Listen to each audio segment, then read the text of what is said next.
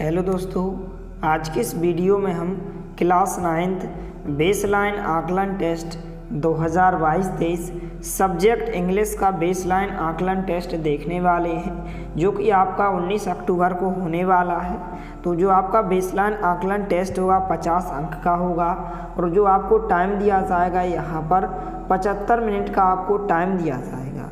तो वीडियो के साथ अंत तक बने रहिए और चैनल पर नए हैं तो प्लीज़ चैनल को सब्सक्राइब कीजिए, साथ में नोटिफिकेशन बेल को भी दबाइए ताकि कोई भी वीडियो की नोटिफिकेशन आप तक सबसे पहले पहुंचे। तो चलिए वीडियो को स्टार्ट करते हैं। तो यहाँ पर पहले क्वेश्चन में आपको इस प्रकार से underlined words in this sentence are wrongly spelled correct them. यहाँ पर आपको 4 अंक में क्वेश्चन पूछे गए हैं। यहाँ पर जो अंडरलाइन पर यहाँ पर आपको शब्द दिए गए हैं, रॉन्ग शब्द दिए गए हैं अर्थात गलत शब्द दिए गए हैं, इनको आपको सही क्रम में जमा कर आपको लिखना है, करेक्ट बनाना है।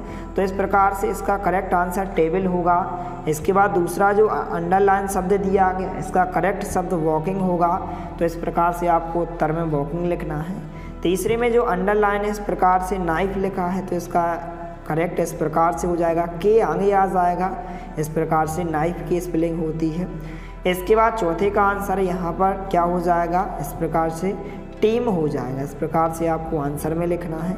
इसके बाद क्वेश्चन नंबर 2 में complete this sentence with opposite sides of the underlined words. यहाँ पर आपको इनके अपोजिट शब्द बताना है, जैसे क्लीन, तो इसका आंसर इस प्रकार से होगा। इसके बाद दूसरे का आंसर एम्प्टी होगा, अनफिट होगा तीसरे का आंसर। यह जो है 3 अंक में पूछे गए हैं, तो इनको आप अच्छे से तैयार करें।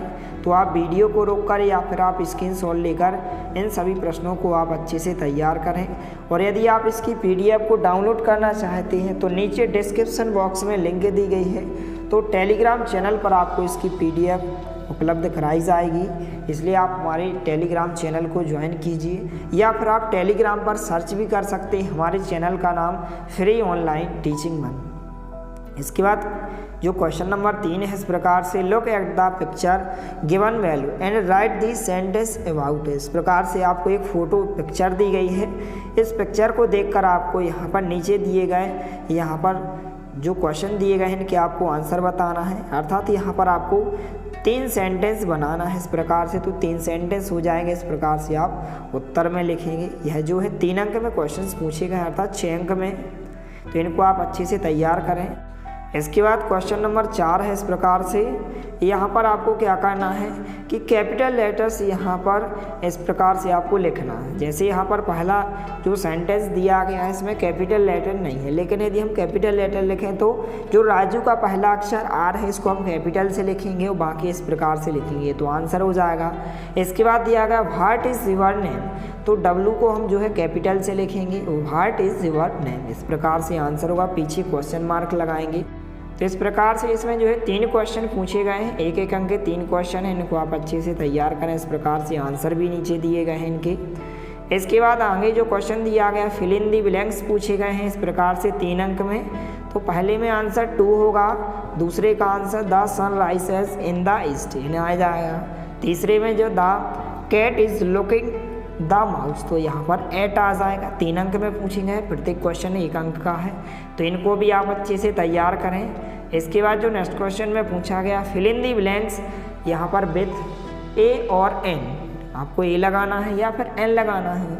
तो यहाँ पर दिस इज एन एप्पल, यदि स्वर से उच्चारण होता है तो हम क्या लगाते हैं, एन लगाते हैं। यदि हिंदी वर्णमाला के व्यंजन अर्थात का से लेके ज्ञा तक कोई शब्द आता है उच्चारण करने पर तो हम ए लगाते हैं। तो यहाँ पर एन एप्पल, एप्पल को हम इस प्रकार से लिखते हैं जिसमें ए आता है, तो ए क्या है, स्वर है, इसलिए यहाँ पर पहले खाली स्थान में हम एन भरेंगे।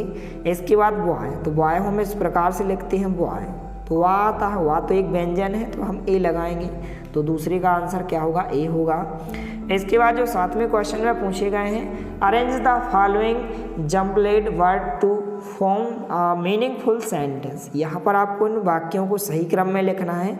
जैसे कि यहाँ पर आप देख सकते हैं इनके सामने सही क्रम में वाक्य लिखे हुए हैं, he is a good boy, दूसरे का आंसर इस प्रकार से होगा मे आई कम इन, इसके बाद आएगा तीसरा जो आंसर होगा इस प्रकार से दिस इज़ माई स्कूल, चौथी का जो रीअरेंज वर्ड मीनिंगफुल सेंटेंस होगा प्लीज़ कम हियर। इसके बाद जो पांचवा दिया गया इसका जो मीनिंगफुल सेंटेंस होगा माई मदर कुक्स फूड। इस प्रकार से आंसर होगा। यह जो है यहाँ पर 5 अंक में पूछे गए, प्रत्येक क्वेश्चन 1 अंक का है, तो इनको आप अच्छे से तैयार करें।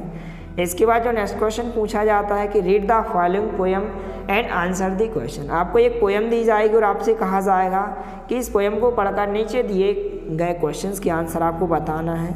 इस प्रकार से 6 अंक में यह पूछी गई है। तो पहले क्वेश्चन का आंसर क्या हो जाएगा, स्ट्रेंजर होगा। यदि आप इस पोएम को पढ़ेंगे तो पहले का आंसर क्या होगा, स्ट्रेंजर होगा।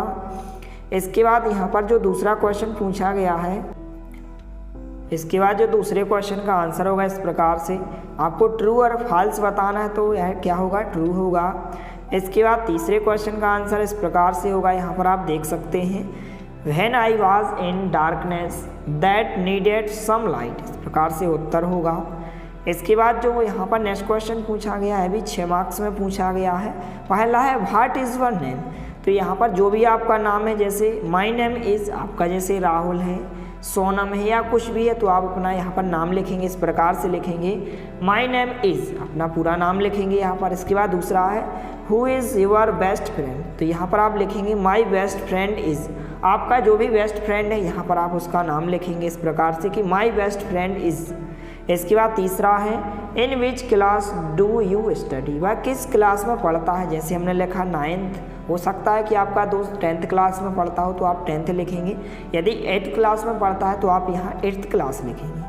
इस प्रकार से इनको आपको तैयार करना है।